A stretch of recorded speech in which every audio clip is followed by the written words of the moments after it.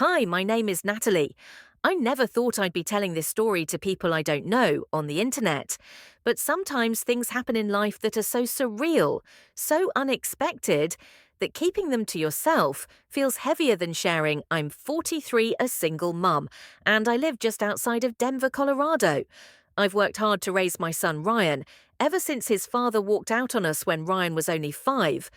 Back then, I thought my world had collapsed. But Ryan, even at such a young age, gave me the strength to keep going. He became my everything. Ryan is 20 now, a sophomore in college, and easily one of the kindest souls you'll ever meet. Tall, handsome, responsible, and mature beyond his years. He'd always been protective of me, especially when things got tough. We've always had a strong bond, one that made me proud, but sometimes a little scared. Maybe because deep down I knew it was different than what other mothers felt. It wasn't unhealthy or wrong, just intense. This past summer, Ryan came home for his break. I was thrilled. The house always felt cold without him, and his presence brought it back to life.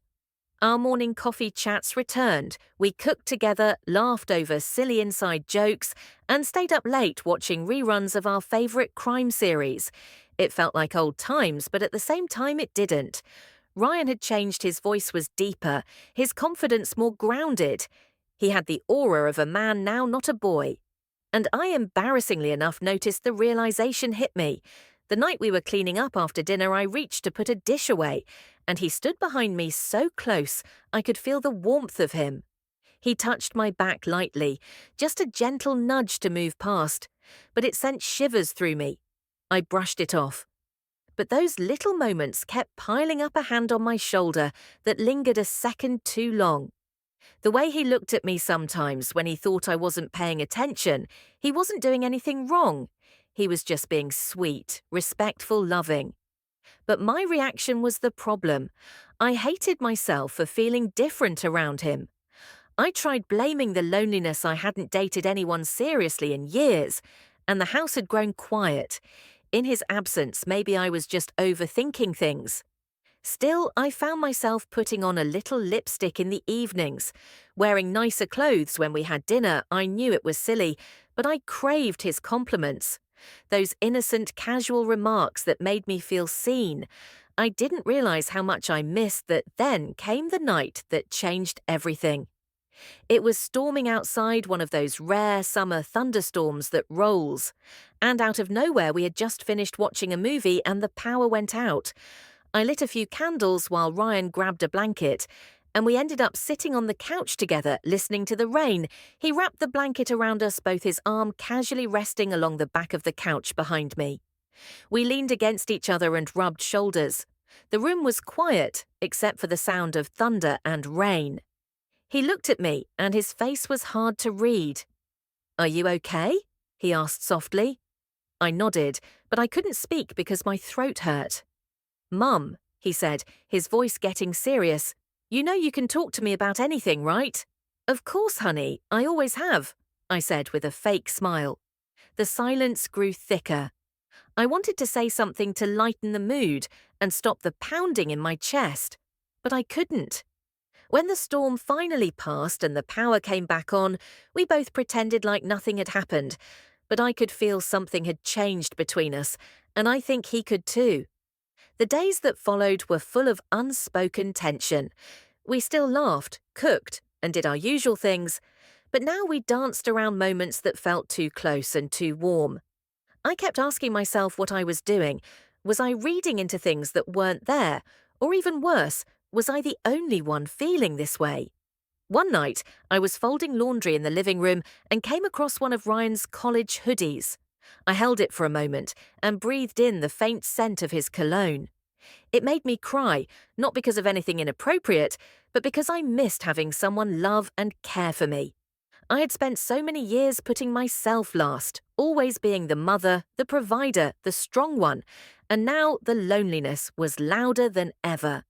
That weekend, I decided to go out because a friend had invited me to a small gathering, and I thought it would be a good way to forget about my problems.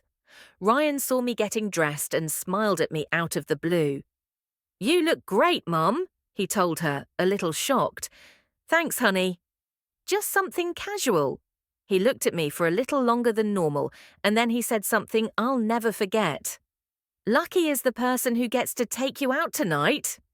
That night, I couldn't stop thinking about what he said. The gathering was fine, but I felt detached the whole time. I left early and came home to find Ryan still awake watching. TV bad night, he asked. I shrugged. It was okay, just not really my scene. Well, I'm glad you're home. I sat beside him on the couch and he handed me a mug of tea. We sipped in silence for a bit before he leaned his head lightly against mine. It was a simple, sweet gesture, but it made my heart ache, not because of confusion or guilt, but because of love. A deep, overwhelming love that had nowhere to go. I couldn't resist protecting Ryan from the world. I couldn't resist being close to him, but I knew where the line was, and more importantly, I knew what I needed to do. The next morning, I sat him down for a real conversation. I told him how much I loved him, how proud I was of him, and how much he meant to me. And I admitted that I had been lonely, too lonely that I had placed all of my emotional needs on him without even realizing it, that it wasn't fair to either of us. He didn't say much at first, just listened. Then he took my hand. "Mum, I felt that too," he said gently. "And I'm glad you said something because I didn't know what to do either." We both cried a little that day, not out of shame or regret, but because it felt like we had faced something hard together and come out stronger. We promised to focus on ourselves, to keep our boundaries healthy, and to open our hearts to the world again, not just each other. Over time, things returned to normal. Ryan started school again in the fall, and I started therapy, joined a book club, and even started dating again, but very slowly. I encouraged Ryan to explore his own relationships so that he could live a full life without the weight of my loneliness. We still have those close moments, but now they're framed with understanding and clarity. He's my son, my heart, and while I may have lost myself in the fog of loneliness for a moment, I found my way back. And maybe sharing this will help someone else feel less alone too.